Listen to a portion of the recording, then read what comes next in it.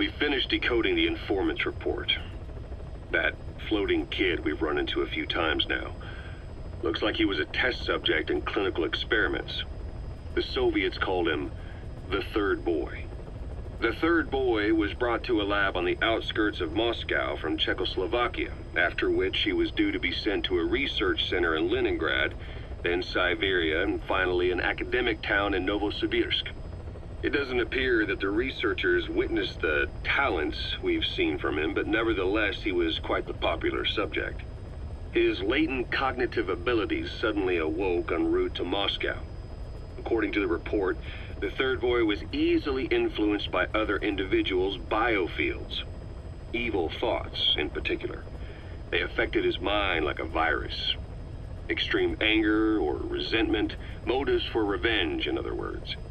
Now, during the transport flight to Moscow, the boy was exposed to a powerful mental energy field coming from a certain individual. Ever since, being conscious of his powers, he's become a sort of energy generator. What's unique about him is the way his acute telepathic abilities get taken over by another person's will. The boy began to physically parasitize individuals experiencing extreme anger and codify the host's desires. This includes amplifying the host's natural strengths. Or, in accordance with the host's desires, he can also implant program code in another individual, making them a puppet, essentially.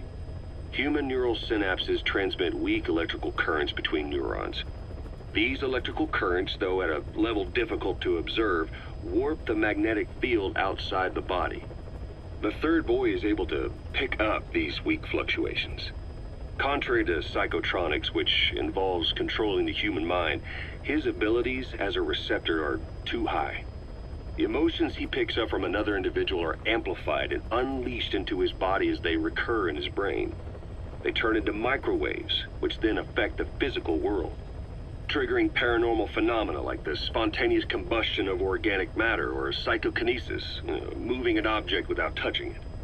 There's one other thing. While he's parasitizing a host, the boy's ego gets shut away, allowing the will of the host to take control of his powers, like some annoying static drowning out your own voice. That means he isn't responsible for what's been happening. Somebody's extreme anger has manifested through the third boy's powers in ways none of us could have predicted, which would mean this was going on somewhere around us. Looking back on it, a lot of things make sense now.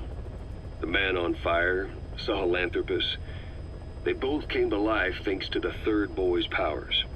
Everything has been happening through him as a catalyst. We first saw him in the hospital on Cyprus. The boy parasitizing the man on fire's desire for revenge gave him his new abilities in return. He next appeared at the Hamid Fighters Fort where the honeybee was hidden. There, the boy parasitized Skullface's vengeful mind. He controlled Sahelanthropus, making it do whatever Skullface wanted. Same goes for when we extracted Emmerich onto the chopper. When he appeared at the Devil's House in Central Africa, Skullface's will controlled the man on fire via the third boy's powers. Everything is clear up to this point. But even the informant couldn't pinpoint who the host was in the cave within Serac power plant. Sahelanthropus suddenly became active, then crushed not only the man on fire, but Skullface as well. Surely neither of them could have been the host. Who else was at that location and bore anger more extreme than either of them? Whose will was controlling Sahelanthropus? According to the report, emotions transmitted in children's brains affect the surrounding magnetic field more strongly. Cerebral nerves are covered with insulation called myelin sheaths to increase impulse speed. The reason for this leakage has to do with the fact that children's myelin sheaths are still developing. So, how many children do you remember being there? Children with a burning desire for revenge and bearing a grudge against you. I can think of only one. Eli. We don't know what kind of life he's had, but the resentment he's shown toward adults is nothing short of extraordinary. The third boy resonated with Eli's mind. And that means Eli bore the strongest animosity of all individuals within the boy's reception range, estimated to be a 3-mile radius, beating out even Volgan and Skullface. The third boy's probably remained hooked on Eli's anger since. You remember at the Devil's House, the third boy showed an interest in Shabani? That must have been his ego making a rare appearance. He may possess abilities far beyond anyone else in the world, but he's still a kid. Maybe them both being kids was enough to bring them together. And if so, maybe with Eli, he isn't feeding off him, but acting in symbiosis with him. So what kick-started the third boy's powers? If we look at the location and time that his plane went down, we can make a pretty good guess. When the plane experienced the first anomaly, it gave an accurate report of its position to a control tower, due north of the Black Sea, 125 miles east of Kiev. Dead south on the Black Sea is Cyprus's Green Line, so the plane's position was directly north of the hospital where you'd been asleep for 9 years. And this anomaly was reported at exactly the same time that you woke up. The plane was enveloped in flame from the inside out. The fuselage burnt to ashes. There were no survivors, at least not publicly admitted. Your thoughts formed a synchronicity with the boy's psyche and were amplified inside his brain.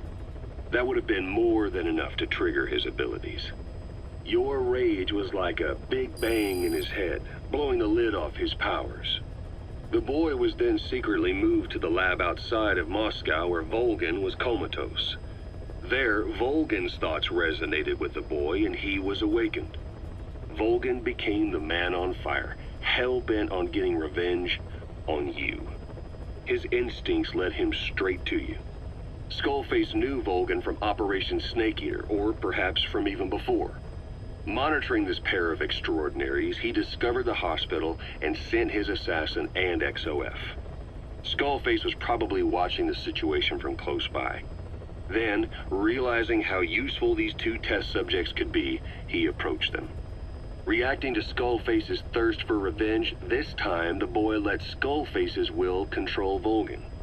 Volgan, at times driven by personal revenge, at times through Skullface's will, kept on moving, though his body was little more than dead meat.